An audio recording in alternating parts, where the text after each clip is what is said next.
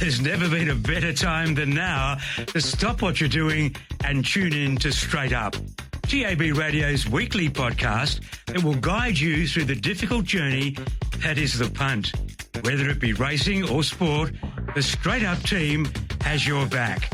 Now, from the studios of TAB Radio, welcome to Straight Up. Yes, thank you, Trevor, and Happy New Year to you as well. We're at Gloucester Park and Rylie Morgan. Where have you been, man? We haven't been able to find you. Harder to find than Osama bin Laden. They got him in the end, though. You've got me as well, Mart, for the afternoon only. How are you? Not bad. Happy New Year. Yeah, to you as well, and yours. How's the period been? It's been okay. I've been holding up the ship here, fighting a Leia and I think we're about the only ones in the place. The pockets look a bit bigger, mate, as I walked in. No, there's nothing in the pockets. You'd like to have something in the first four yesterday in that tab touch. Oh, wow. Car. Or wow. What about the bonus McGinnity's going to get for fielding that one? Wow, $91. Diamond Steen's $4. Be Optimistic $101, and just add a little bit of spice to the first four. Curramundi is $31. They've made an absolute fortune, the bookies, Mart, in the Cup yesterday, you would have thought. You know, Flower and the Winds ran sixth. $201. Imagine if it snuck in. We would have cracked $500,000 for the first four. What a race. Oh, well, if you look at where the horses that finished in that top, well, you could say eight, Marty, from the race yesterday, and where they settled in the run in comparison to the horses that settled right up there over the speed, it paints a bit of a picture in how the race was run, doesn't it? Well, they've run 2:27.33. How did that compare to, say, last year's Cup?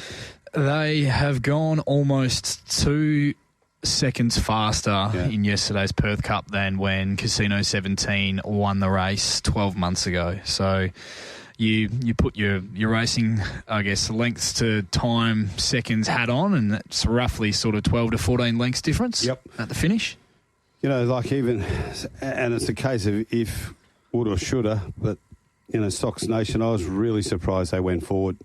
Remember we discussed that in here. You know, imagine if she's sitting back there being out of unleash. But it was just set up for those horses back in the field to, as I said, unleash and come with powerful runs. It did surprise me a number of runners how early the jockeys went for them. Yep. But Peter Hall, we spoke to him, I don't know what day it was, Monday or Tuesday on Drive, and he said the very same thing.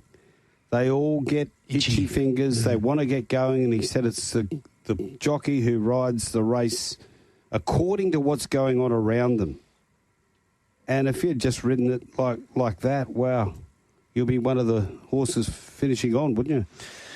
And I think he'll be ruining, obviously not being able to get the job done yesterday, but one jockey who couldn't have done that any better in terms of not going too early and not letting the occasion overrule them was Clint Johnson-Porter aboard Diamond Scene, who gave that horse absolutely every chance. Certainly did, and another was Chris Partamon in Good Order. Maybe he'd come to the end of it.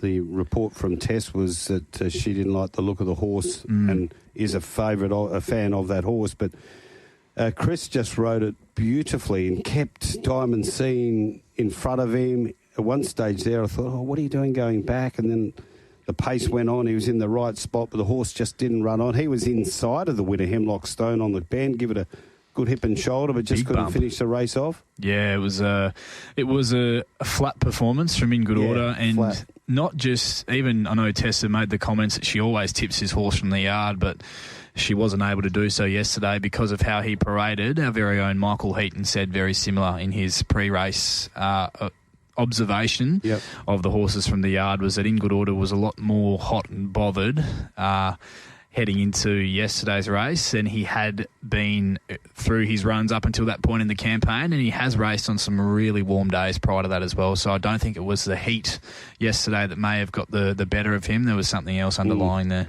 Could have just been the end of the road for him. But let's talk about the winner, Hemlock Stone. What a story for Peter Morley, Ballast Racing, Peter and Karen, Grant and Alana. Wow. 6 now. And Paddy Carberry. How many is that? 2 or 3 for Paddy? I'm not sure. I'm not sure either, Mart, off the top of my head. Latilla Bay is 1. I'll have to go back and have a look. But Midnight Blue. Did he ride Midnight Blue? Yes, he did. That'd be 3, I reckon it is. Yeah, he rode 1 for Grant, so that'd be 3. Okay, there you go. Geez, the horse has done a big job, hasn't it? Hemlock Stones. Wow. 3, that was his 11th run of the preparation. Yeah. And he came through the ATA. There's a lot of talk about what race was the right race to do your form on. 12th run of the preparation, my apologies. And Scotty said before the race that the punters were favouring that the ATA was the premier form reference going in, and he was dead right because Diamond Scene comes out of that race as well. Yep. And you only need to look at the market, $6 into $3.30 when they left the gates for Sentimental Hero, who was the unlucky one through that same form reference. Race. Gee, they came for a couple, didn't they, during the day? So I was doing the 10 to 2 shift. The early avalanche was for Diamond Scene. He got into about $3.60, I think, at one stage in the calls in the morning. And then, as you said, that late money just torpedoed into Sentimental Hero. It was big money. Yeah.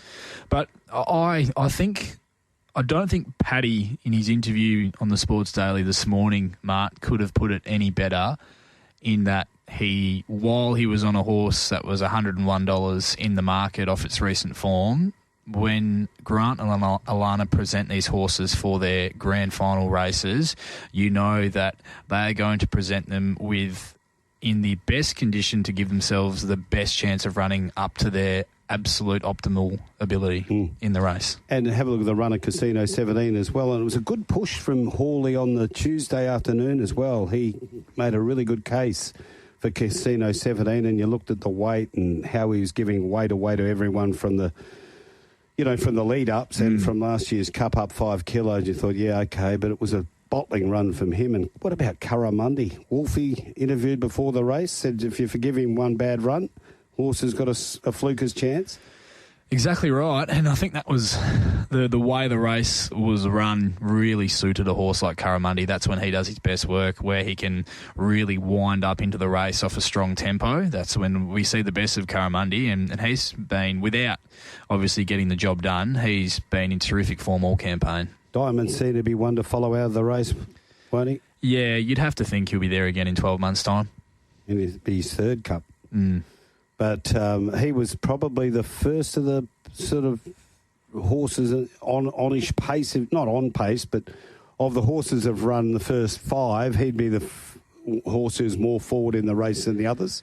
Yep, and when they started to really make their moves into the race, you could just see that Clint was just made to wait just a half a second before he was able to present off heels and make his run when they were really starting to fan as they approached the corner. He couldn't have given the horse, I don't think, with what transpired, a better ride or run in transit, Mart, to be honest, and it just was the fact that Pat was able to get out and get into his work aboard the winner earlier than Clint was ultimately what cost Diamond Scene the race yesterday and allowed Hemlock Stone to get up over the concluding stages. How did Peter Morley sound this morning? Did you hear him on radio? I didn't, but I did listen to him post-race yesterday. He was terrific. McGuane gets past Brown. They're lifting the pies. They can sense it. McGuane's had 5 bounces. Nearly get another one. Round he goes. In he goes to an open goal.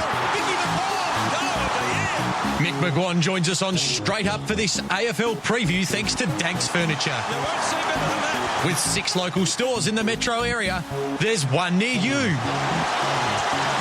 Yes, a happy new year to you, Mick, and welcome along to Straight Up. Yeah, happy new year to you too, Marty and Rylie. Hope everyone over there in the West is having a good time.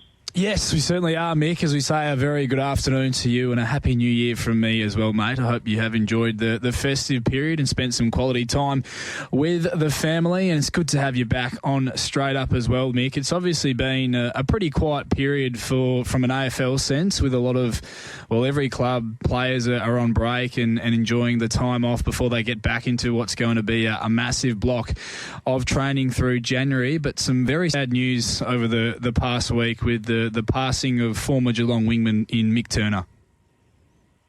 Yeah, extremely sad news. I was aware that Mick Turner was quite sick, and until you get the news, you're always hopeful there's recovery.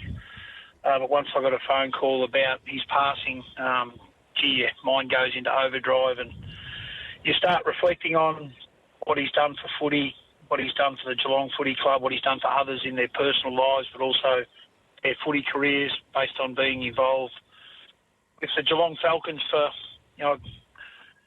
a quarter of a century, 25 years, and to probably serve some strong conversations around if this is where you want to be, this is what you've got to do. And not everyone at 17 or 18 years of age likes hearing that. But he certainly put a lot of outstanding players on the map with the conversations that he did have as those young boys, Jonathan Brown, Gary Ablett Jr., Luke Hodge, all grew up in that area down there, and a lot have gone on to play outstanding footy, as we know. Mick, if we can go back to his playing days before we can talk even more about what he's done at the Geelong Falcons, he was one of those players that I backed for Essendon, obviously, but every time you'd watch the winners or you'd watch a replay of Geelong playing, you'd look for him, and he wasn't hard to spot. He was a dasher.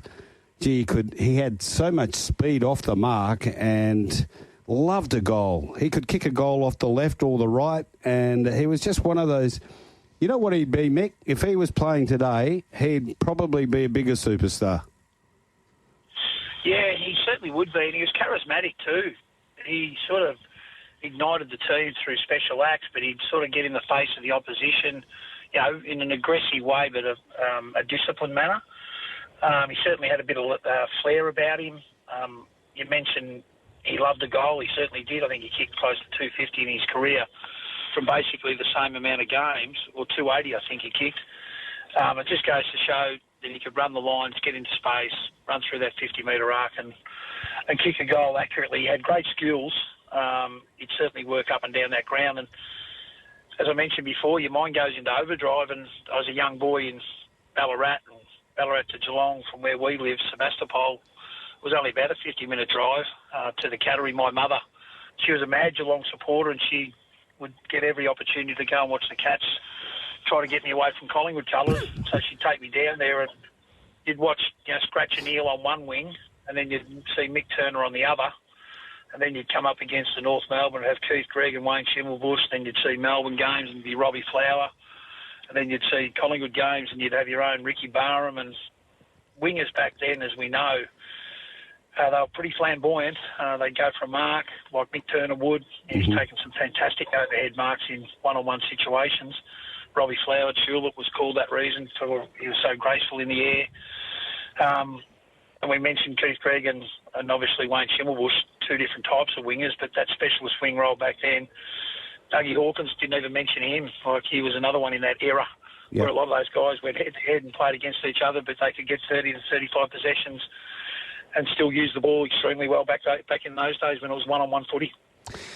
285 goals from 245 games. It was an incredible career for a wingman that he was able to forge, Mick. But just reading between the lines, he's one of those few players, and there aren't many in the world of AFL, who, despite what they were able to achieve on field, he may have contributed even more to the game from an off-field sense. Yeah, absolutely. Like, he made the Geelong team of the century. He was on one wing and his dad was on the other wing. Yep. That'd be a first, surely. I've heard that happen before in another AFL club, old Leo. But, some of the players that he had enormous amount of time for by watching them play as kids and then spend time with them at the Geelong Falcons. But even when they got drafted, I've heard some fantastic stories in the last 48 hours about how he still reached out to players even though they'd made it, just checking in. How you going, mate? You're in good form. Keep it up. You're struggling a little bit. Maybe get back to this. All that sort of communication. It just goes to show how invested he was in the person, not just the footballer. And I think that's always a great part of a person's legacy when they leave the game. It's just not about when you're in it. It's about what you can do to get others to get to where you may have been a part of and live that dream out and force it to become a reality. And with that, you have to have some strong communications. And let's face it, 17, 18-year-olds, as I said before, some little upstarts don't like it because they only know one way and it's their way. But when you've got some wisdom and some experience, and you're prepared to part that knowledge to someone else, that's when I think you derive great benefit from your experiences, but also teach the young for what's about to come. What was he like as a mentor and a coach to some of these younger players that came through the Geelong Falcons, Mick? Was he more of someone who could really nurture certain players, or was he an adjudicator who wasn't afraid to get really serious and be more demanding when he knew that someone needed a little bit extra to be the best versions of themselves on the field? Yeah, he could do both. He could give a cuddle, but he also could give a whack and look at you between the eyes. And I think that should never be lost to the game, should never be lost to life, because some people need to be put back in between the tram tracks. And that's fine. We all push the boundaries. We all have. I suppose us three talking, when you look back on what we've done as individuals, you probably, if you're honest, you say, well, I did test that boundary. I certainly did. And sometimes you need a strong mentor that brings you back in terms of alignment to where you want to really get to. And I've had plenty of them in my corner in my career, and Mick Turner was no different from my understanding. I knew him to talk to when I'd go to see a game of footy. Ricky Barham had a great association with him, because when Ricky left Collingwood, he went and involved in recruitment at the Sydney Swans for about a 15-year period, but they were really close. Rick was from South Warrnambool, I think, by memory, and that connection down that coast, you sort of certainly find alignment between those players who live in that area. So, yeah, it's a great question, because you hear a lot of people today be careful about what they say, but I think he got the balance right, when to give someone a whack between the eyes, look at them in the eye and eyeball them strongly. I think the honest part about it is when someone receives that feedback, they should know, and they do know in time, that it's coming from a place of care. You're right, Mick, and you do need that balance in the modern age of being able to nurture and also being able to give a whack and be a bit more demanding at times, especially with underage football. But just having a look at the moment, 25 years he spent at the Geelong Falcons as their talent manager. He's helped countless superstars be able to make their way to the AFL and win premierships. But of the group that he mentored, Mick, 8 of them captained their club at AFL level. To me, for the prominence that he had at the Falcons in nurturing these players and developing them and getting them through to the AFL, that's just about as incredible a stat as you will find. Yeah, and that's what you do, I think, when you sit back and your time's done, is to try to find a way to grow leadership within your football organisation. And let's face it, I've always been a believer that footy clubs and sporting environments, probably 10% revolve around leaders and 90% are around followers. And if you can identify who's going to be your leader, who can bring that following group with you, the old ability to work with others and through others, whilst at the same time winning their willing cooperation, their trust and respect, just goes to show that that's a part of his legacy, because he certainly proved it. He embedded those qualities into a lot of those young men you spoke about. Luke Hodge is probably one of the best captains that I've seen in the last 2 decades, and he certainly had a lot of time with him, a young boy out of Colac, a little bit roly-poly, really straighten him up with his diet, his attitude, his willingness to compete strongly on a consistent basis, and look what he become. And I've got to say, and you don't often hear me rap the AFL, but they got this one right, didn't they, when they were able to enter him into the life membership before he passed. Obviously, the word must have got out that he wasn't travelling too well. So well done to the AFL and Andrew Dillon on this occasion for getting that right. Yeah, couldn't agree more, Marty. I love that sentiment. Yeah, you sort of look back and you say, gee, I wish it had been done 12 months earlier. Yep. Because a lot of people didn't know he was quite ill. So the family could probably have one last-ditch effort getting to a magnificent environment like the AFL Night of Nights, and for Mick Turner to be a part of that in a pretty good state back then would have been really great. But we know that these things happen, and happen pretty quickly from all accounts. To be awarded AFL Life membership for his contribution not only to the Geelong Footy Club but the broader community, I think it says a lot about the AFL, but also Mick Turner more importantly. Okay, so Valet Mickey Turner, I tell you what, he was a star to watch. Make no mistake about that, and it was a wonderful tale that you two gentlemen just entered into for our listeners, so well done. What are Richmond going to do with Noah Bolter now? What about this? Yeah, well, it'll just have to play out, won't it? Yeah. There's a lot of individuals that have been in this very position on a number of times, and you're just innocent until proven guilty. We'll have to play it out. I don't think we can assume anything at this stage. We've just got to see what course of action is taken by both parties, and we'll probably read about the truth in probably 6 to 8 weeks' time, maybe longer. So we'll just have to see there. What we do know, Marty, is generally the players get great support from their footy club. They bunker down. They let the legal eagles deal with situations like this if it really gets to a pretty precarious situation. And it'll be a troubled soul. He'll be thinking, gee, what have I got myself involved in? The old hindsight mentality, looking back in the rear vision mirror, you certainly check in and say, well, I shouldn't have put myself in that position, or I could have walked away. A lot of it going through Noah Boulder's head at the moment, but one thing I do know is be supporting him to the hill.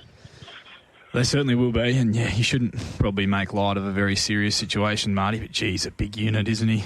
Noah Boulder, wouldn't take much. No, well, a lot of times it's the big units that for some reason the idiots want to pick on and try and be a hero, and every now and then they react, and this is the outcome a lot of the times. What else we got, Mick? I know it's a quiet time. When do the clubs come back for this major block of training now?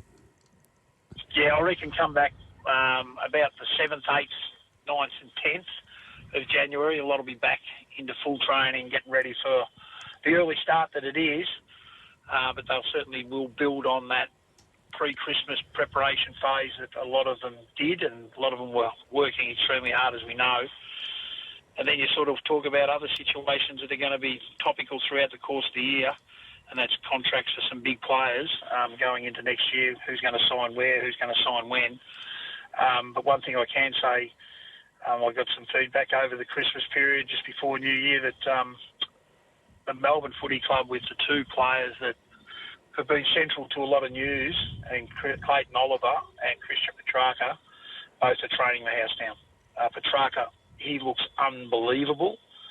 The time he spent away to get himself physically and mentally prepared for probably re-engaging with the group and probably setting the benchmark about preparation but also work rate.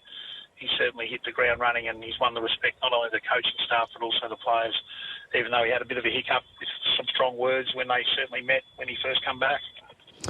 What do the next couple of months look like for you, Mick, from a footy sense, obviously with teams getting back to training at AFL level with strong training blocks, no doubt, in the works? From a footy sense, what are you up to over the next couple of months?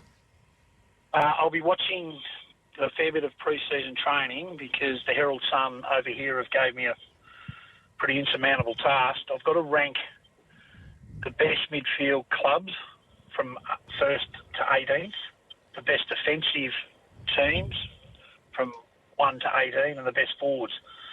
So we're talking 54 topics, basically of 120 words, and I want to probably get it right because you put yourself out there, you're not going to please everyone. If Carlton think Cripps and Walsh and even young Jagger Smith or Georgie Ewett's better than Lachie Neale, Ewan McCluggage and Josh Dunkley, and I have Brisbane over those, I know the Carlton people will be certainly criticising me strongly. So that's what I'll be doing in the next 2 to 3 weeks. So head down, bum up, get to work, and come up with what I think is the best midfields, forwards and defenders, teams in the competition, not individuals. Well, that's great news for our listeners because that means you'll be right on the job. So make sure you keep tuning in every Thursday for Dankz, listening to Mick McGuane. But, Mick, I want to ask you one. I read an article somewhere about Brisbane and the challenge in front of them to replace Danaher. Now, they're not going to replace Danaher. And to me, they'll rejig that forward line. But to me, they need somebody to get in there and replace Danaher in the ruck, don't they? Yeah, the relief ruck role is probably the one that'll be a topic of conversation. But, you know, Fagan hasn't been reluctant to play two ruckmen at stages. Ford can play key forward. Oscar McInerney can straighten them up. They can both play some ruck. I love the selflessness of McInerney, how he conducted himself post-grand final victory. I thought he was emotionally attached to the team, even though he missed out on a certain role within the team. But the way he conducted himself, he won me. And I just thought, what a teammate, I'd love to play with you. He'll come back into that fold. And, you know, it could be Fort, could be Hipwood and could be Morris playing a 3-3 structure at times, but then they've got McCarthy to come back in that mix. We know he can play small and tall. Mm-hmm. The powerful Rayner can play head and shoulders above his height. And then you've got Hipwood there and Morris there, who's a developing young player that's going to get better and better. And they might have to look at Hipwood to be the relief ruckman, and they might go 1 and 5 in that forward line if they don't play the 2 ruckmen. So I think they're going to probably suck and see it a little bit, find out through the pre-season phase what works.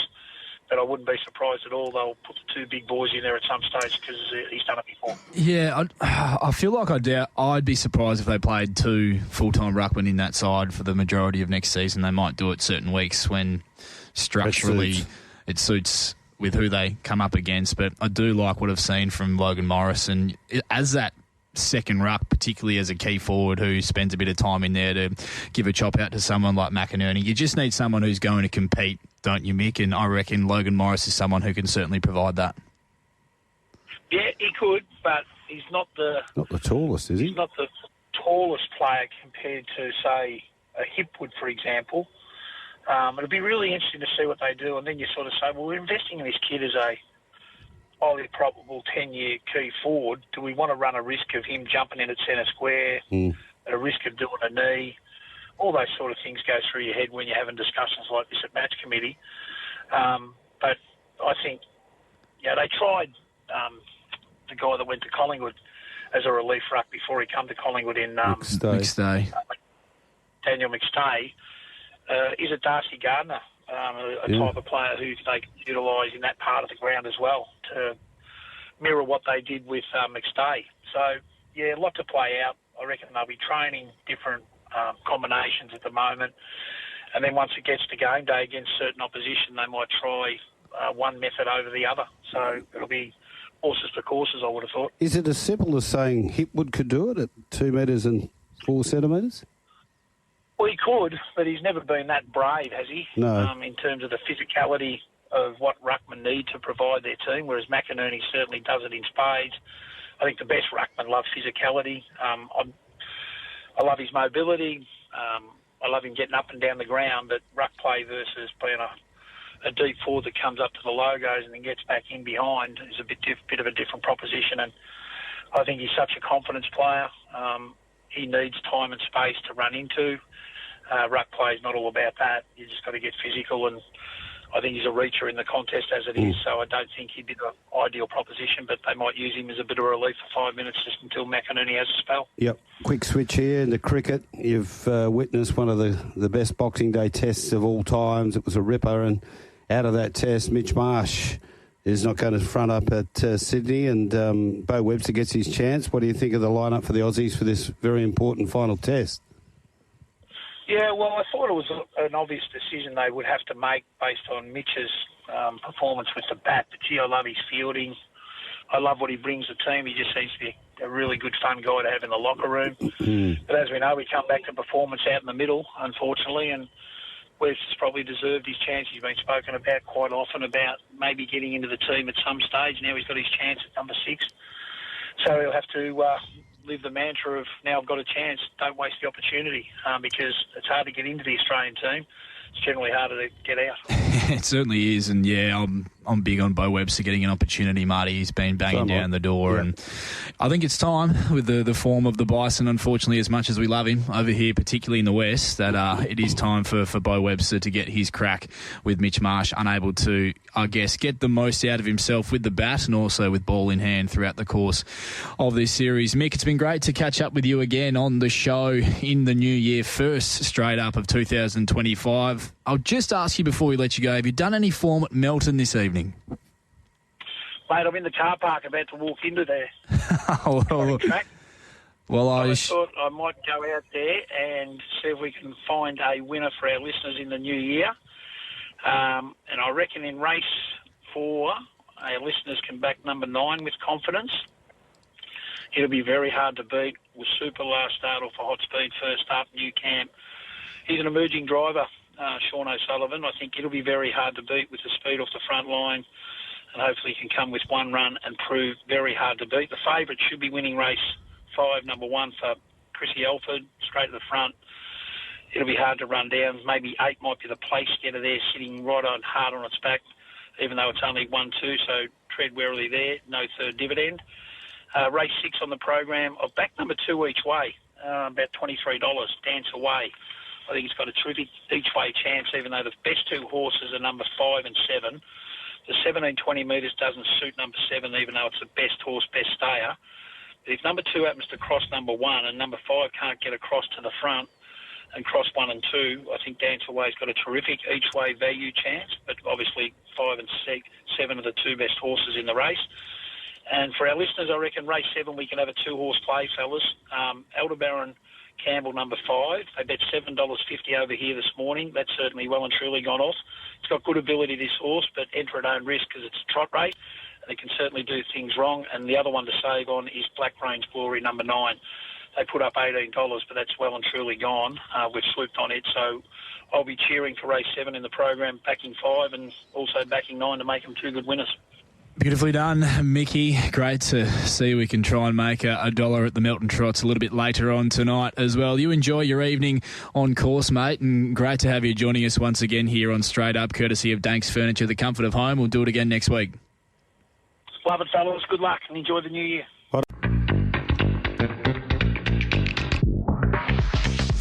The Perth Racing Preview is where the Straight Up team finds you the winners, and here's the Straight Up team with their preview of Saturday racing from Ascot. Yes. Welcome along, McGuane. You've got all of the money on Perth Cup Day. You've got the lot. Hi, well Mart. done to you. Apparently, we're going to get new headsets. That'd be a start. Hello, Rolls. Out of the Perth Cup winning money. Hello, Bradley. Did everyone get their Christmas miracle of a partridge in a pear tree? $417,000 worth of pick 4 yesterday. I got precisely 0 of that. I think all 3 of us got naught. I'll tell you what I did get over Christmas, though. What? Plenty of peng sightings. Oh, the peng. Some of them not suitable for work, Mart. No, but most of them have been up to date and entertaining. Where have the flares gone? You're in charge of this little operation we've got to set up. Picks of the peng. Tread carefully, gents. Peng of the week. Did you go out to Ascot yesterday? No, it was trading yesterday, so working. Looked a good crowd. Yourself, Ross? Were you out there? I was out there. Yeah? I was out there. It was a terrific day. Really good day. And wasn't as hot, like really hot as it was expected to be, as I thought it was going to be being on course. There was a nice breeze that sort of made its way in before the start of the card, and it hung around for the entirety of the program, and it was actually wasn't too bad out there yesterday on course from a heat perspective. Sounded like a great atmosphere out there. Yeah, it was. How good is it for racing when our big syndicates win the big races as well? Brilliant. Absolutely Won't brilliant. find more genuine people in WA racing than Pete and Karen and the team at Bellasmart. That is for sure. Of course, good sponsors to this radio station, and I'm sure as soon as I heard he's having a sale, I was on the phone to him. I said, well, you better advertise your sale on TABradio. He said, thank you very much. Send through a prop. He was sending through shots late last night, and they were kicking on. I guess when you got that many in the team, it's hard to hide. Very hard to hide. How many owners are in the horse yesterday? It was about 50 of them. There was a classic post-race comment from Grant. Did you hear that? I did. Said, at least they'll drink with me. Anyway, how good a training performance was that? Outstanding. Yeah. Stablemate went really well to the Casino 17, so they just continue to be the big game trainers. Yeah. As you referred to them, Rylie, as grand final trainers. Had a pretty good summer. Pinnacles. Might be a bit of a trend, Mart, I reckon. Get in with the strength.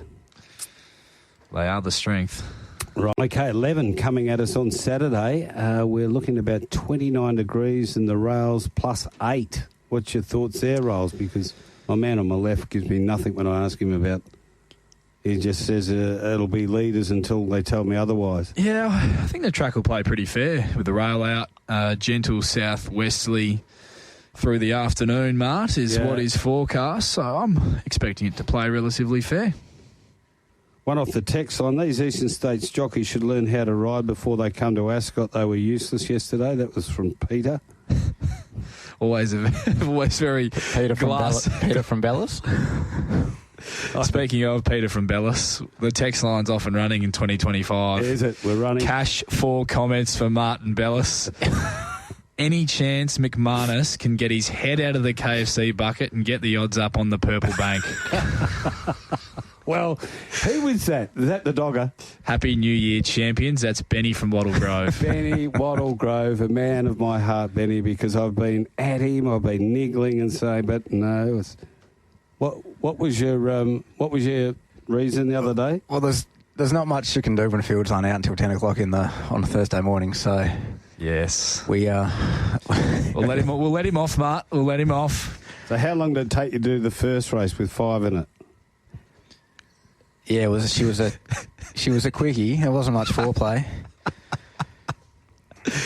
Oh, all right, we're off and running. Here we go. We are off.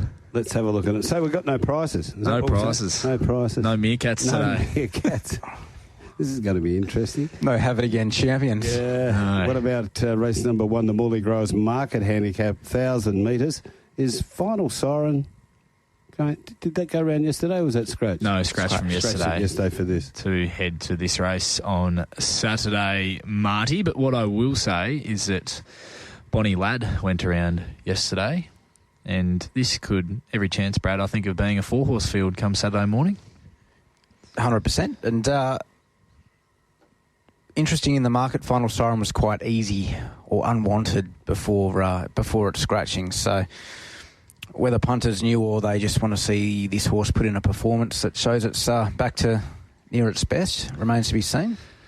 Well, he gets a very favourable setup in the small field, I think, to lead and dictate, doesn't he? Brad, with the senior jockey going on board, the tongue tie goes on second up as well. Gets a bit of weight off his back. It does look a much better setup for him than the first up run, Brad, and I'm expecting some big improvement from Final Siren. Premium Choice resumes here as a 72-plus 1,000-metre winner. First up last campaign. He's got a terrific first-up record, this horse. Does have the weight, but he's carried the weight previously. I don't think that's going to be of too much issue for him. What about the trial? The trial was outstanding. Should just land right on the back of Final Siren following his every move in the run, who you can anticipate is going to give a good kick on straightening. He was the way I went from a tipping point in a very thin opening race on the program. I just love, he's just so bomb-proof. Premium Choice. He's versatile, small field, can follow the leader in running. Love the trial. I think he's going to be very hard to hold out in the opening race. And the surprise could be Oracle Sun, who is on the back up, dropping some big weight from a Class 5 win at Bunbury last Sunday. Can see why in this 4-horse field that they've had to throw at the stumps with him. 4 or 5 horse field, given what they do with Bonnie Ladd. Whether they back up off the 3 days remains to be seen. But he's still got some really big figures from when he was racing at his best back over east. So I think with the 54 kilos, if he handles the back up, he could surprise off a confidence-boosting win as well. Can I just talk about Final Siren for a bit? Lockie's always said if the horse doesn't find the front, he's susceptible. He's not the same horse. So surely, is this a race where he does find the front? Yes. He has won previously when not finding the front. I think he's won 3 wide, no cover before. 3 wide, no cover from Barrier 12 back in July at Belmont Park with William Pike on board and got up and beat Ginnivan on that occasion in what was a really strong victory. So I don't think he has to lead to win, and that's proven to be the case already, but this does look a race where he will get things all his own way in front and find the fence. Yeah, 11:25am first crack at the fence. You've got to go for it, don't you? Yeah, you'd have to. 11:25 the first with 11 big ones. You know what that means, Mart? Early start. Breakfast frothies. One from Elvis off the text line. We're just making up names now. Elvis the Pelvis. Keep up the great work on the show, guys. The last race winner is pronounced Shoo Shoo. Yeah, Jimmy. The same name as the pastry. So there you go, mate. Pastry? Yeah. What pastry is that? Well, there must be a shoo pastry. Oh, not one I've ever indulged in, but... Yeah, I'm a bit like Lindsay Walker. You just call them 1, 2, 3 and Leslie or John or these names. Lindsay's the same. He started this, and I used to disagree with you, Linz, and I know you'd be listening in, but I'm with you now. Just call him anything. And too much is made of a good name, I think. We need to wish a very happy new year to the great Greg L, who's tuned in on this Thursday afternoon. He had a horrible punting day yesterday. You won't be the only one in that camp, Greggy, but a fantastic afternoon at the races. He says, and this is an interesting little discussion point, he says, surely Perth Cup twilight meetings might be a goer in the future, given the response to it yesterday. Don't mind it. Yeah, okay. Don't mind it. I love it. There's a lot to be weighed up, isn't there, in regards to turnover and scheduling and timings, blah, blah, blah. But, yes, worth a crack, I think. Always has been worth a crack. Good to talk to James Aldring about it once, all the figures have tallied up and you can get a good idea of how it all went, year on year, etc. Obviously down on number. But even, not to say everyone is... doesn't drink responsibly, but usually you have some form of festivities on New Year's Eve and people go to parties and celebrations and whatnot, and having that, I don't know, maybe that extra little buffer. Couple of hours. Get the ducks in a line. Well, yeah, Mark's not out of the cell until 10 a.m. He's got to go shower, freshen up, polish the ankle bracelet and get the suit on. Yeah. Pop down to Floret Beach, top off. We got on with a 10 o'clock start on the Sunday the 22nd. I don't think it worked out good for a lot of them. They weren't used to it.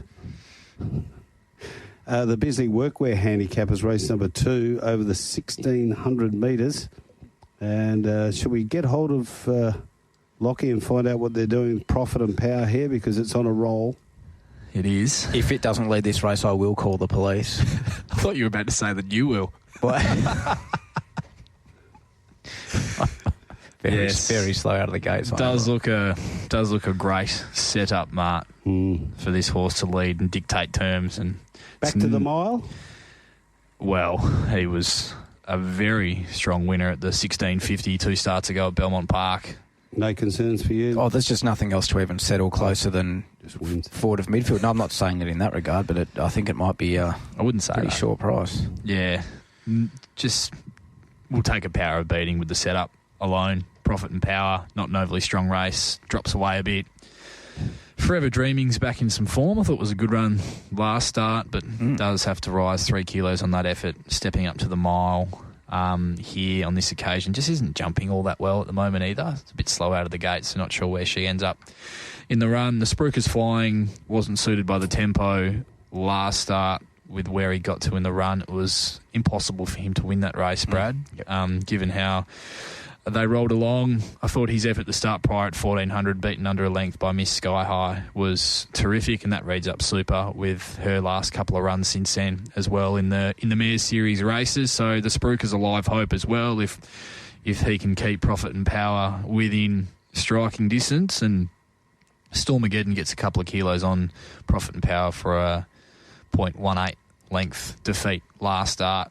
Covered some extra ground in the run, but did have cover throughout, while Profit and Power didn't, and I thought probably had his chance to go past late, but Profit and Power was just too tough for him over the concluding stages and likely lands right on his back following his every move from barrier 1. So there might be a few making a case for Stormageddon to be able to turn the tables with that little weight swing, Brad. Yeah, and got to respect the just the money for Romeo last start. That was quite incredible. It kept coming, didn't it? Indeed, but I'm going to be pretty keen the Spruiker in this. If I can get, who knows what price we're going to get, Roz. I'm hoping to get 550 plus. If we can, that'll get me the Spruiker. Don't hate it. Any hints today about what these prices could look like or not? Well, look, it's fair to say if I was happy to bet at 550, that won't be the price that it'll be going up. It's going to be a follow the leader job tomorrow morning. We assume prices will be up tomorrow morning, but it won't be ours. Do we know roughly what time that will be? I'm going to assume about 8 a.m. Yeah, okay. Normal time. Yep. Okay. That'll be terrific. making sure he wins this again, Elstrom. He just held on by a neck. Caulfield Cup. Race number 3, the How many of Bellis. those did you win? Oh, no, but that was a decent result that day. That was the wedding day, wasn't it? Yeah, the wedding day I didn't turn up for. Was it your own? I wish. That's enough. The Bellis Racing Stables handicap. Now, did he get... I want to know, can we ring Morley up and find out, did he usurp and get this inserted in or not after he's won the Perth Cup, or was it pre-planned? He was that confident of winning the Perth Cup. He said, I'm sponsoring a race on Saturday. He's bumped someone. I think they've bumped someone, haven't they? Yeah. He said to James Oldring straight after the race, he said, I want a race on Saturday. Get me one. Cash for comments. This is another small field, order of the day. What are your thoughts here, Ross? Yeah, another small field. I thought this was, on face value, tricky race to dissect, but I have been pretty keen to keep following Ginger Green, who there's been a host of gear changes, a couple of gear changes leading into this weekend. I had something on him last start in that race that was won by Investment Strategy. He just never saw daylight in the straight, just got a long way back from a wide draw. I thought they might try and be a bit more positive and settle more prominently in the run on that occasion, but small field from the barrier, this looks a much more suitable assignment for him, Marty. I think he's been going super since joining Still Casey's stable. He gets a couple of kilos on Bruce Almighty from their last meeting 2 starts ago, when I thought he was a superior run in review. That race won by Rush Into the Bar, where he was 3 deep, no cover, strong run race, gave the winner the perfect cut into it. I'm pretty keen to stick with him here, Mart. Not sure what price we're going to get, but hope for something in the each-way vicinity, and I'd be happy to, or maybe not in the each-way vicinity, only 7 starters, but Ginger Green, I'd be happy to have something on pending price, obviously with no markets out available in what's an open race. You could mount a case for a number of these, Brad. I reckon this will be a pretty tight market in regards to, there might be not much between 4 or 5 of them. So it might be one of those ones, or who knows, we are guessing, where it's, favourite might be mid-3s, but there's quite a few of them less than $6 and $7. So I'm hoping to get 550 Sobor down the bottom there. Love the way this horse is going. Oof. With you, a bit stiff last start, Mark? Well, do you think the text is going to go out or not? They're just waiting. Gee, the text went out yesterday. And I didn't get it. I didn't receive the text. You're in it. They've left me off the group text message. That was a different group line to every pro punter in Australia, apparently, with that guy. That was a... icebergs we're talking. Yeah, wow, that was it was almost on the money, but it was wild money for me. Watching that price get in as short as $3.50. I was trading on that race. I genuinely almost had to order a donut pillow with a minute to go. It was rough. That was a massive go. Satino was a massive run last start, wasn't it? It was good. I thought it was just the only thing that beat Satino last start was the fact that he didn't begin and didn't step from the barriers. And I love how it's Clint Johnston Porter, and he did it on this horse last start. He's fast becoming the most easy to read jockey from a body language sense across WA, and the way he just sits up and hangs his head past the posts when he knows he's one's got away from him. He did it in the Cup yesterday with Diamond Scene. He did it with this horse last start. He just knew he got back into a horrible spot, and through no fault of his own, but because the horse just didn't begin after beginning really well, both in its final trial leading into this prep and then again first up. So he's a difficult horse in terms of mapping where he's going to land in the run, Mart, as a result. But I thought if he did begin well enough, Steve Parnham rides this weekend, he should be able to hold the back of likely leader Bruce Almighty, who should take him a long way into the straight. Certainly could mount a case for him, even though he is up in class. But you go back, he's in that previous prep, he was in a wonderful stretch of form, wasn't he? Yeah, absolutely. He won 3, placed about 4 times in 7 runs, and that was, to me, an eye catcher. I remember watching it that day thinking, is it up in trip at all or same trip? Staying at the mile. Which won't be a problem. He was second up at the mile, so... Mile's fine. Probably right to get it. What have you got for us over there? Yeah, so will be getting me, I think, if we can get the 550 mark around there. Very hard to even tell which horse might be favourite in this one, Rolls. It's a tricky little affair.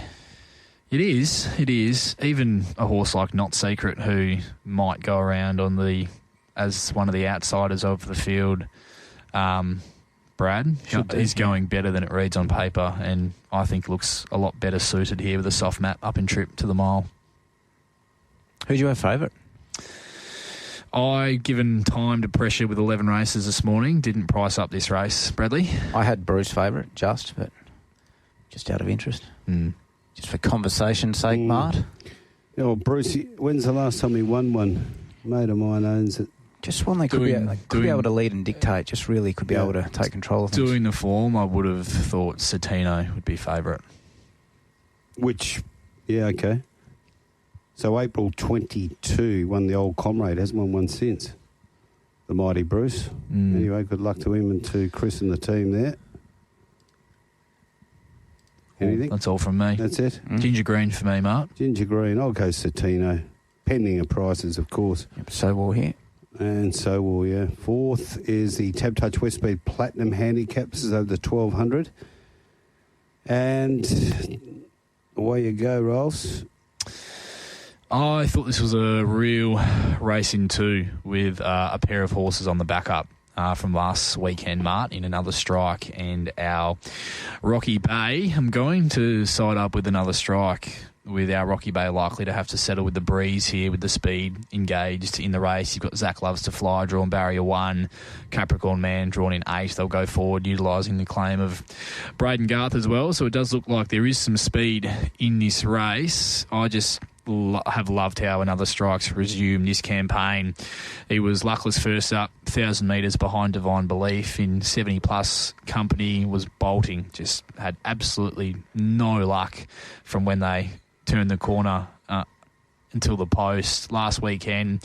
Scratched from what I thought was a really winnable race for him Saturday to go to a Class 5 at Bunbury. Just got too far back on a track, difficult to make ground up on, and had to change lanes, ducking back to the inside of horses, and thought his work late at 1,100 metres in some of the best late splits of the entire meeting bodes really well for him here now, third up, 1,200 metres. He is going to get back, but this isn't an overly deep race, and there does look to be some genuine speed on here throughout. So I was pretty keen to be with another strike on top here, Bradley, in race number 4.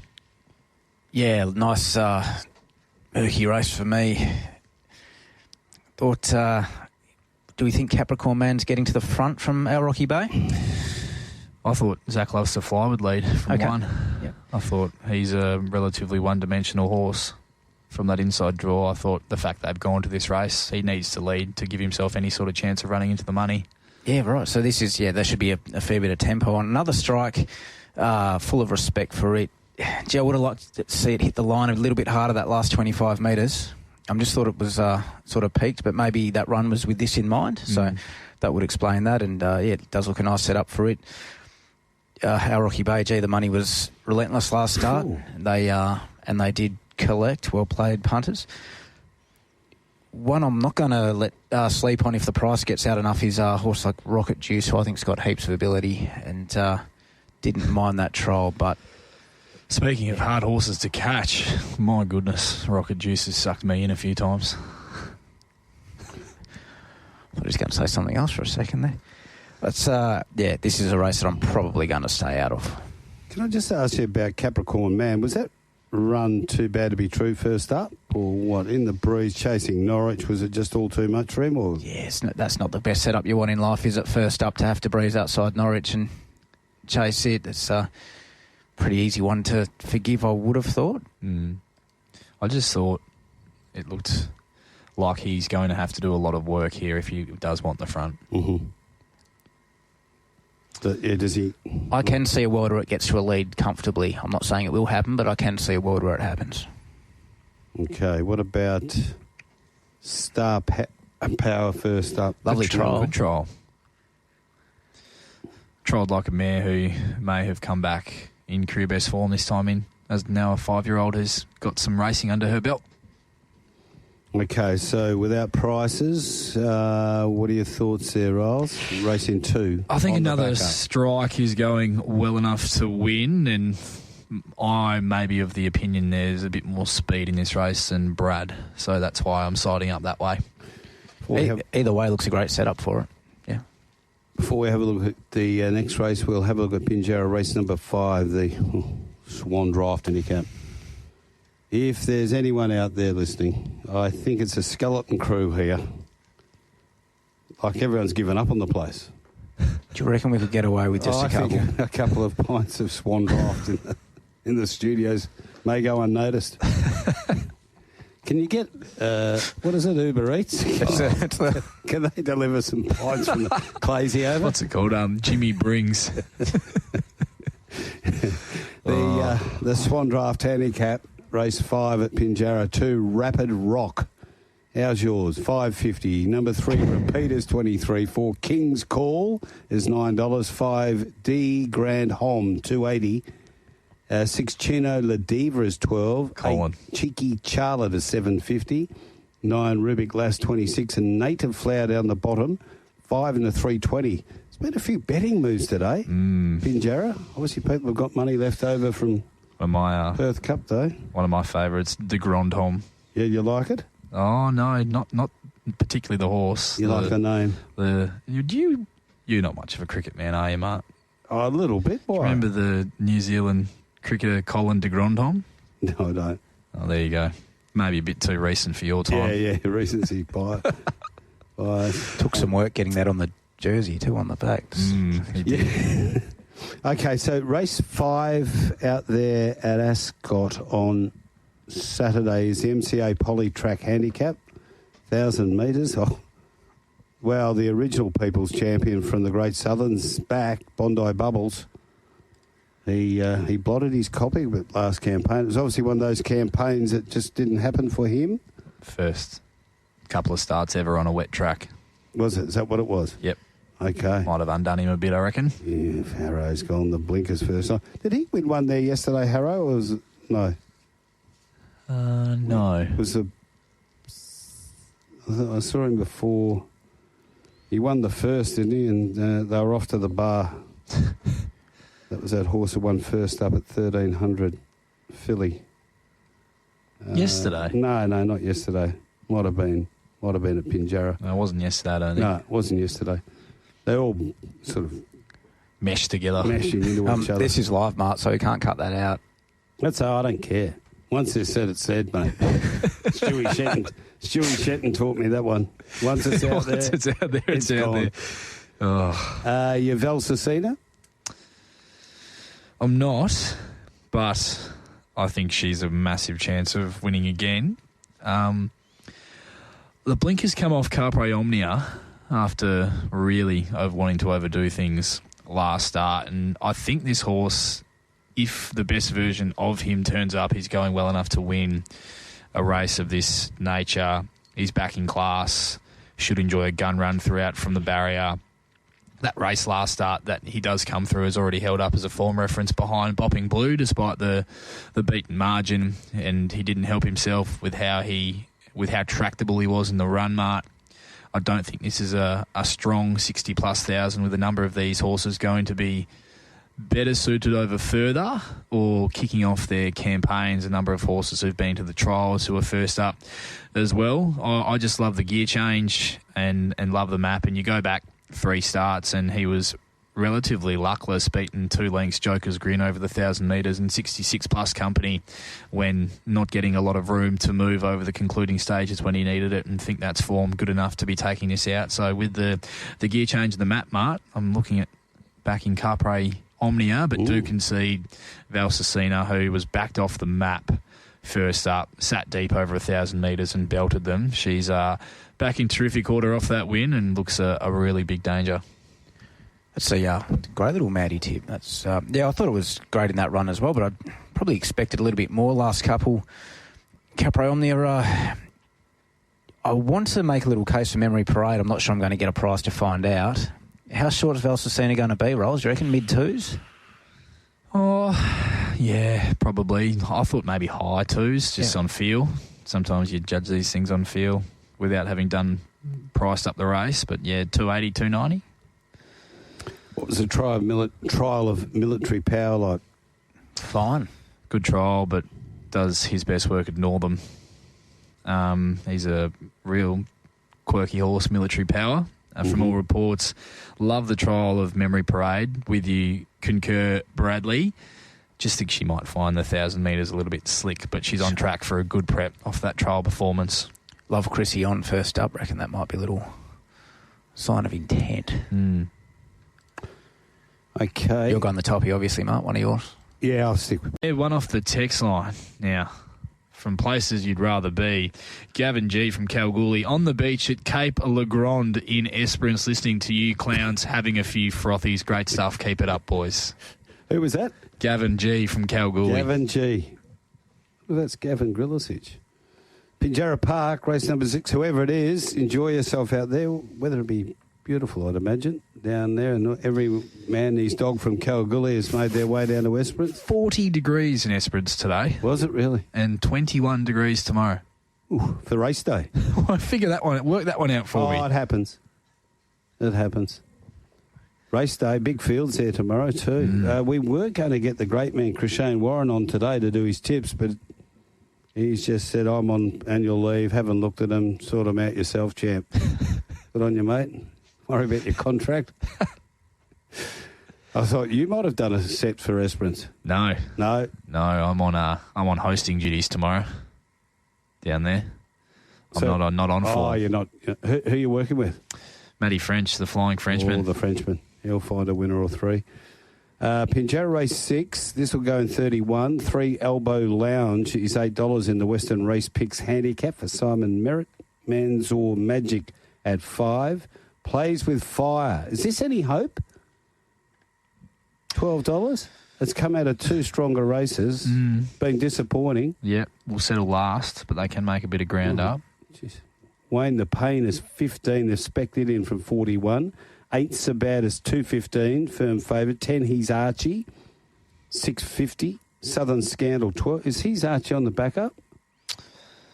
No. There must have been another Archie I got tipped the other day. Cremo 16. Norma Star 61. And Rock DJ is $41. That race to come up at 10 minutes past 5. Okay, let's look at the 2-year-olds on Saturday. They're going around in the Magic Millions plate. Have I jumped a race? No, I haven't. Race number 6 over the 1,100 metres. And Castle Road gets up to 59.5 with a couple of penalties. Gives 3.5 away with a wide draw. Yes, smart. It's certainly going to be his toughest test to date for Castle Road.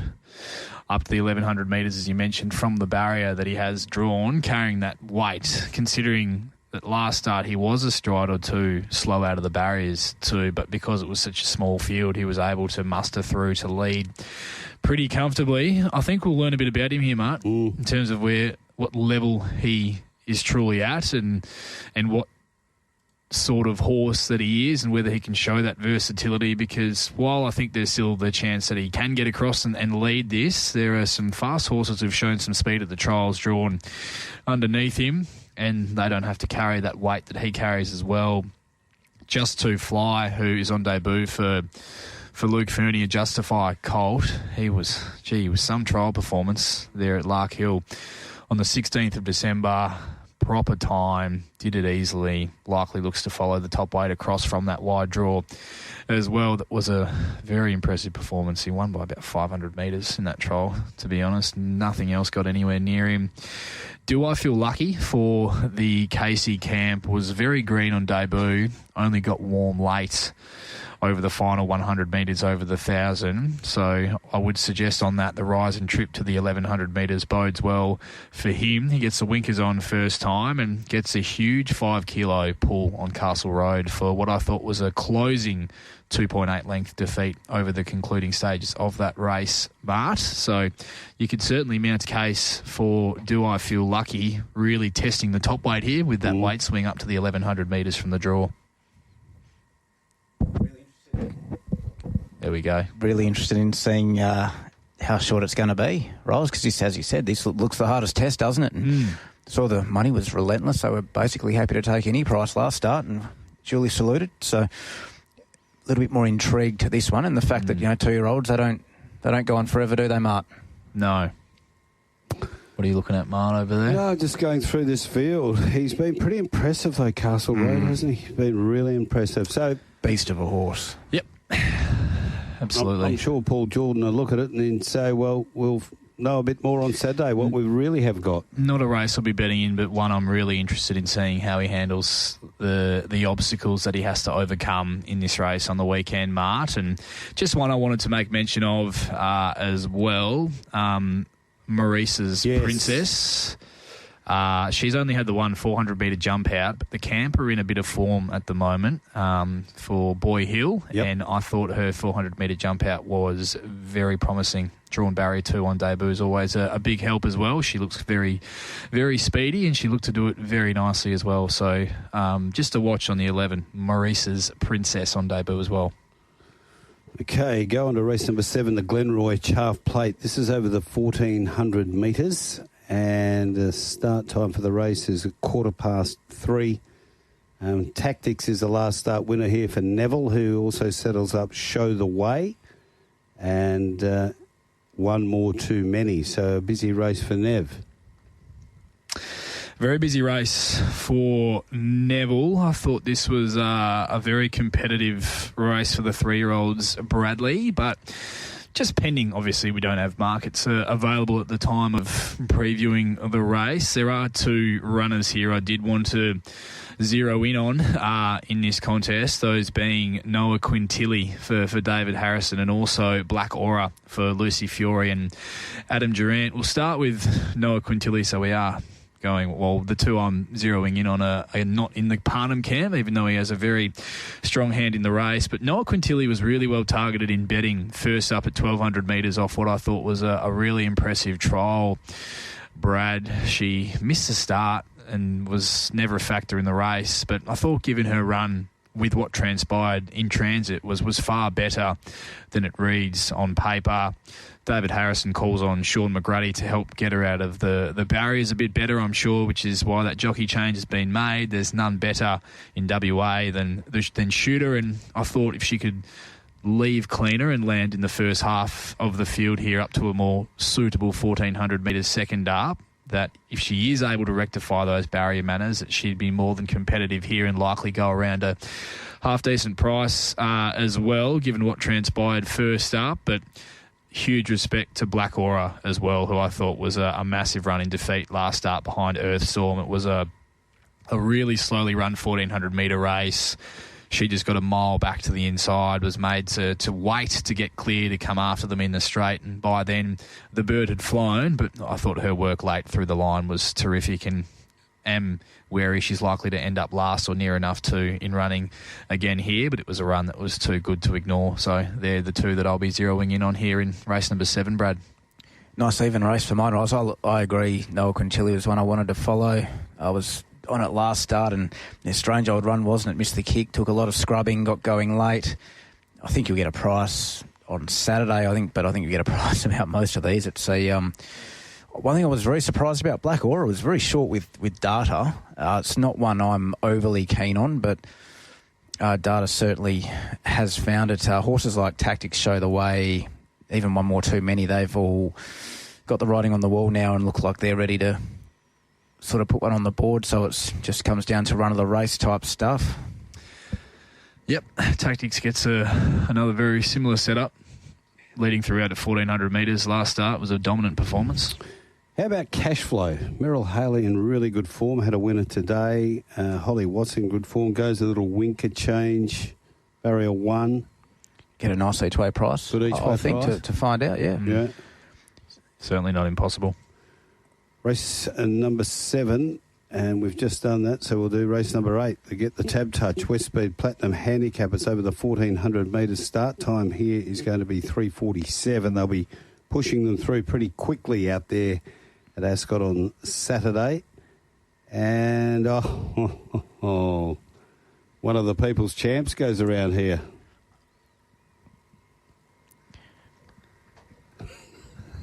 the good mare. We're, The queen. I've never heard you speechless before, mate. I just feel like I've been throwing that term out a little bit too much lately, and the horses that keep going. Every horse that has B. McManus in the ownership is the people's horse. I'm not sure about numerically, the people's horse. Numerically, the people's a very forgiving lot, aren't they? I'm not sure Vasari was ever dubbed the people's horse. I think you called her the people's mare or something. No, that was Evelina. Oh, was it? Yeah. The great mare. Summer scorcher form, Evelina. Was beaten by Oxbridge 2 starts ago.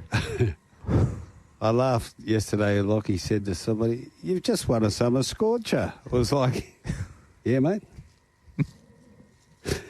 It wasn't, that moment when they interviewed Damien Oliver after he won the Cox Plate and he dropped the F-bomb on Dane Ripper.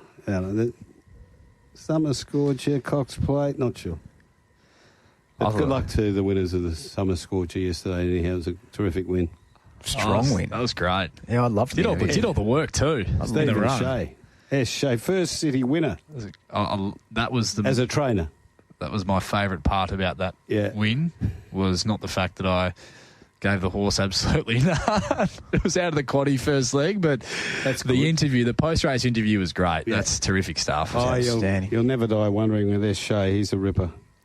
Would have been an in-swing man today, I'd say. Down there in Albany. Tipped out for a bit. Oh, yeah. Have a crack at a Bluff Knoll.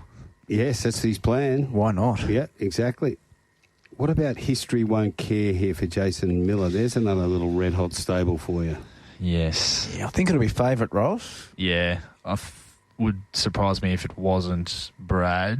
I thought this was a tricky race, but he's the horse of this bunch that has the X factor and by far the most progression and upside still to come. Went to a Class 3, first up Pinjarra over 1,200 metres, drew wide, got a mile back on the fence and just got absolutely coffined, as you can tend to get at Pinjarra when you're back on the fence and they start making their runs. It's a horrible, horrible place to be. Was absolutely bolting for the majority of the straight in the run to the line. He was a good thing beaten, as good a thing beaten as you'll see.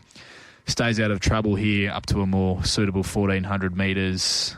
Lucy Fiore riding as well as anyone in WA, if not in the best form of any jockeys here in WA at the moment. And I like the fact that he's drawn to stay out of any trouble here in this race. He's the one that I'm looking at backing. Not sure what sort of price he'll be, and not a horse that I'm not desperate to be on him, Brad, if that makes sense, but he's the one that I could entertain a bet on in this race. Miss Vasari found 1,200 too slick last start, back to 1,400 in this grade from a good draw. That's right up her alley. That's much more her go. I do like the jockey change as well on Frappuccino, who, as we know, will freewheel out in front, and he's still very much a work in progress, and don't think the penny has dropped with him, but always very wary of Holly on a leader, particularly with the form that she's in at the moment as well. She's going super, and rating her races when she does find herself in front incredibly well at the moment, Mart. I think she does that just about as good as anyone in WA, so the jockey change with Holly going on Frappuccino, that's pretty big for me. Have to consider it. Makes sense. We're very aligned here, Rolls. The two that I could entertain a wager on, History Won't Care and Miss Vasari. If I get the prices that I want, which I doubt I will for History Won't Care, Vasari, if she gets out to sort of $7 each way, that'll get me. Yes, 7 away from 5 o'clock, 27.3 degrees here in Perth, wherever you are around the great state. Very good afternoon. Tune in on that Retrovision text line. Yes, we've got Rick from Kalgoorlie with us on the Retrovision text line. He says, another long year for you, Mart, with the Bombers. Go the Lions. Another long year coming up. Yeah. I don't reckon you could last another long year. Oh, no, I will. Essendon. No, we're immune to it. I'm with you, Rick, 100%. He's gone early. Yeah. Not even back for the second block of pre-season training. Waving the white flag. Put a line through him. I can't say. I'm just expecting more of the same. A long time, 24 years. Anyhow, let's have a look at the Mrs. Max. Good on you, Rick. Retrovision 0427 789 571 Group 1 Mords. Give him a call. And get your texts in with us. I want to be on Henry the Aviator. Here's one of my bets. What price you going to give me? If I was going up, it would have been $11. Oh, beautiful. Wow. Uncle Paulie Hunter. They're just running too hot, this mob down there. Worry about that. It's a good run last start. Oh, yeah. Was indeed. I just think the money's going to come in this race for a couple of others, those being Red Tory and On Patrol, mainly, with a bit of respect for Just Famous, who's one of the bigger hard luck runs we've seen in a little while. Yep. That's very fair, very progressive horse. Just Famous, only had the 9 career starts, 4-year-old, and trolled up, I thought, really nicely leading into that first up run down at Albany, Bradley, where, yeah, as you mentioned, not a lot in the steward's report, but fair to say he should have won that race. Fair to say. Red Tory's going to have a lot of admirers and has one in me as well. Bradley, off what she's done so far this campaign, she hit the line really well from off the speed. Last start behind Papaviro Princess. We know that race has produced 2 subsequent winners from it since, including Papaviro Princess winning again in the Mandurah Cup last Saturday. Interesting from a map perspective how this race is run, Brad, given what we've seen from 5 down at his past couple of starts, in that Braden Garth and Jordan Childs have both had absolutely no hope in being able to get this horse back underneath them, and that he's really torn along 10, 15 lengths in front of the rest of the field, and then compounding badly in the straight.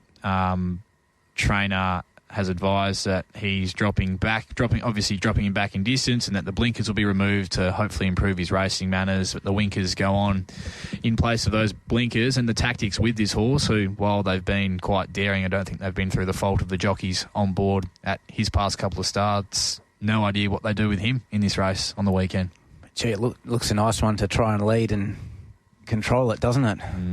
It just makes things so murky for me when you have a horse like that with the potential to do that in a race. Is Just Famous a wet tracker?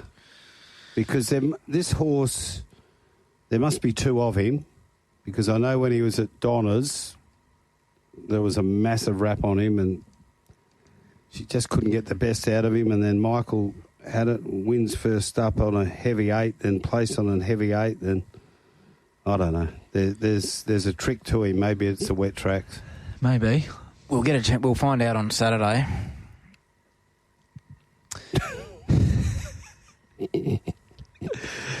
I'm hoping SJ can boot one home here, Martin. Yes. Old S. I like Red Tory. Good setup. Going super. The great man, you wouldn't have been listening, but we had him on the program on Tuesday talking about when he won on King of Saxony first up in the Perth Cup. And it was a wonderful chat. He rode at 52 kilos. Yes, 52. And he was absolutely brilliant. He was telling this story about how after the race he was up in the committee room. They're all up there with Bart, who'd presented the trophy for the Perth Cup that year. And he was telling a story that I'd never heard. And I thought, this is going to be an absolute beauty. We'll put this in the library and play it forever. And right in the middle of it all, dropped the F-bomb. Straight up. An Effie. That does not surprise me one bit. I thanked him dearly for it. Well, but it was a damn good story, yes. Don't worry. Thanks for coming on. You're a star. Exactly. And I hope it wins for your Red Tory. And just before we move on as well, I'm sure Brad will have something for us here as well. Not sure what price he will be, but might be looking at a save on Patrol as well, who gets a huge jockey change from that inside draw, and Chris might even have the opportunity afforded to him to follow Red Tory in the run, Brad. Gee, it looks like it's really starting to find a bit of form too, doesn't it? Just getting into its straps. It's always been a bit of a non-noir, right? So it's time to eradicate that tag. Geez, we're not big fans of non-noirs, Mart. No, but there was a very big tip from a good judge about it last start on Patrol. It was well tipped by you. I was only plagiarising. With your man on board as well, Manuel. I don't know about Manuel. His card's been marked. I think you can get them pulling a bit. Anyway. We've all got bad habits. Yeah. How many Group 1s have you ridden in? Not as 26 it is one. Talking through the kick. The Easingwold Stakes, 1400. Time honoured. Yeah, what a beauty. What are we doing here? Is it investment or are we working around it? What's the strategy? I thought this was one of the tougher races on the program, Brad. The bars go on investment strategy. The dreaded bars. What to do there, Mart? What to do? Will that forsake it going up as favourite, or do we? No, it'll be favourite. Yeah. It'll be pretty short. It was a pretty big win last start. My goodness. I'd be going up low to mid twos, but I reckon the price you'll actually see will probably might even have a 1 in front of it. Really? What? That's no way. Stop it. He won't start with a 1. It might not start with a 1, but it might open with a 1. Wow. I just had to throw it at the stumps. Who knows? Don't even have a ball in my hands and I'm having to throw it at the stumps. You wouldn't be the first. Which other horses garner support with intent, like a fast flicker possibly? Yes. That's form that people are going to be happy to follow, the boss lady. Absolutely. Slowly run race, but didn't do much in regards to the clock. So will data punters be keen in that regard? Hell I Am, nice run, 3-wide, no cover. Kicked on okay. Cecil Warrior was just okay. You can see a few of these, your Benjis, your Cold Chisels, your Heskets, maybe your Chevelles, maybe your Cecil's getting pushed right out in the market. Question for you, does Fast Flicker just comfortably get across Sisu and Chevelle, drawn 1 and 2, to lead? It's another murky one, isn't it? There's a few of these sorts of setups where, it's up to us to decipher and work out what price we want to take about where we think the horse is going to settle. But I'd be heading forward on Fast Flicker. Where does investment strategy settle from 7? Well, one thing we worked out after last start was that it probably doesn't matter. Yeah. Did a mountain of work, didn't it, Mart? Yeah, it was some win. Sure did. It was some win. Really big win. Have we gone a colour change on Fast Flicker? Yes, there has been. I've got to check with Mac if they're Les's old colours or not, the white with the black shamrocks. I can't remember them. She raced in them on Boxing Day. Yeah. But before that, they were in the yellow colours. Yeah, the classic Tony Triscari colours. But, this is a investment strategy on top for me, Brad, even with the bars going on. But this is murky old race for me. Yeah, happy to shoulder arms, Mark. What'd you make of Hell I Am's run on Boxing Day? Nice tough effort, I thought. But in regards to punting in this race, this is one I'm just happy to watch unfold, I would have thought. Me too. We can be a bit pick and choosy, Mark. We've got 11. Yeah. You don't have to bet in every one of them, but it helps. It's not the worst outlook. Responsibly, of course. Yeah, of course. They're in the mounting yard here at Pinjarra for the next, but we'll get through the Witten's Irrigation Design Handicap of the 2,200 metres. And the start time of the last is coming up at 5:24.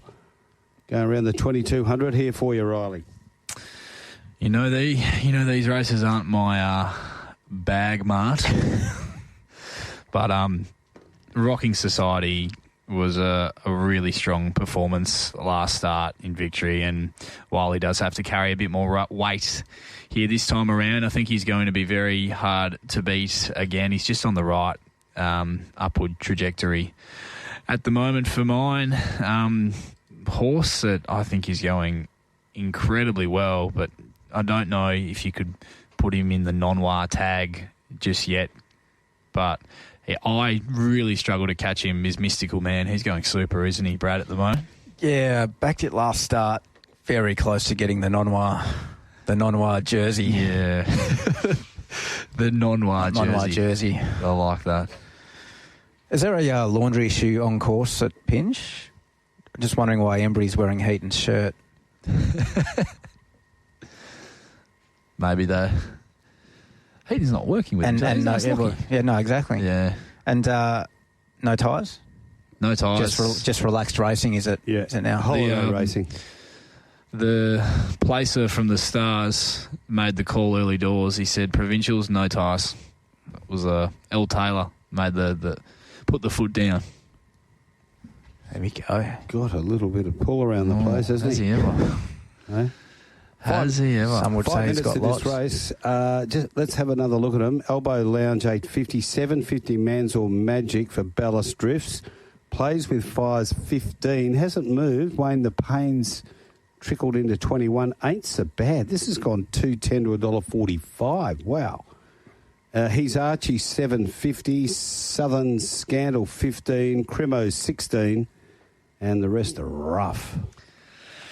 Yep, it's I would thought Ain't So Bad was, for me, the best bet of the day, Mart, but not at that price. No. Not at that price. So what about this last race at Ascot on Saturday?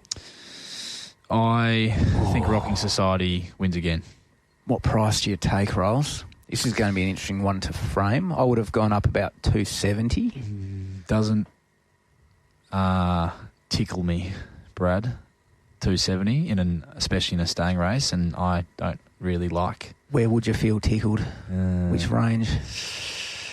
320, 330 could tickle could scratch the itch just to have a bet in the last and blast out. What about you, Brad? Yeah, it'll be I may go again, Mystical Man. Is there any chance Tab Touch could frame a market for him to run fourth? And I can have a bet? Could we frame a market? 11:30 start, Mart. What time are we getting there? 10? Saturday, yeah. Oh, we're working here, No, mate. you invited me. No, I'm not. You missed the 10 o'clock starter. No, we'll... what about the run of Santa Bray? Tough effort, wasn't it? Very tough win. Up in class a bit, but... Queen Nutty didn't exactly frank that form last weekend at Geraldton. What about the run of Pagey last week? Your old horse, Mart. Yeah. The colour Demolishing change the line. tricked me there as well. That was the slowest run race over 2,000 metres you'll ever see. Which one? The Pages race last week. Was it last week? A few days ago. Theorised one. I've walked into I watched that in the Wembley Sports Bar. Great spot. And everyone's just yelled out, "There's Riley's man there." They're all wanting to know where you were. Well, you didn't invite me. I didn't know I was going there until 10 minutes before I got there. There you go. Where's Rylie? Oh, I didn't actually invite him to come with me. That is standard operating procedure for Mart. Shocking. You didn't miss out on anything because everything we back ran second. It's a new year now, Mark. Yeah. We can't have that attitude. No. Onwards and upwards. Was yesterday the new year? It was, wasn't it? It was, Nothing's changed. All right, so you're not going to give us anything in the last. It's not your sort of distance range. Rocking Society to win, and Lucy Fury rides 9 of 11. 9 of 11. And Michael Heaton retires. Yes. Won't be doing Racing Rewind, boys. He might be laid out Sunday morning. All right, what's our best at this stage? I know it's hard, no pricing, but... Races that I am looking at getting involved in, Mart, on the weekend. Race number 3 on the program. I'm sticking with Ginger Green. I don't think he's far away from a victory. Race 4, like the setup for another strike. Race number 5, I think we will get a good each-way quote about Capre Omnia, who's going well enough to win that race, I think, and I think the each-way would be a really nice bet with him. Race number 7, obviously still awaiting prices, and Brad's mentioned that the data's huge for Black Aura, but Noah Quintilly and Black Aura are the two that I'm hoping to make results in that race in the program, but doubt I'll be able to do that. It might be more of a back and save and see how the track's playing by that stage of the day, and if they can make any ground up. Race 8, History Won't Care, and Race 9, Red Tory. just wrapping up the Big 11 eventer at Ascot on Saturday. And what are the early fancies for yourself, McGuane? Race 2, the Spruker. Race 3, So War. And, race 8 will be... are we going to get $7 for Sari, Rolf? Oh, I think so. Well, lovely. That'll do each way. Anyone listening, I think you're just taking the P by 55. You're setting the prices, mate. Well, not personally, not for this weekend. I won't be. That's it. One week that's off. A fair disclaimer. 1 week off a year. That's a fair disclaimer that he's bit of copy paste job from the crew tomorrow morning. Really? Are you on the little Friday morning slot? You're still getting paid for that? I will not be on the Friday morning slot. Okay. No. Enjoy your time off. Thanks for coming in today. You've been terrific. Yeah, great. See you.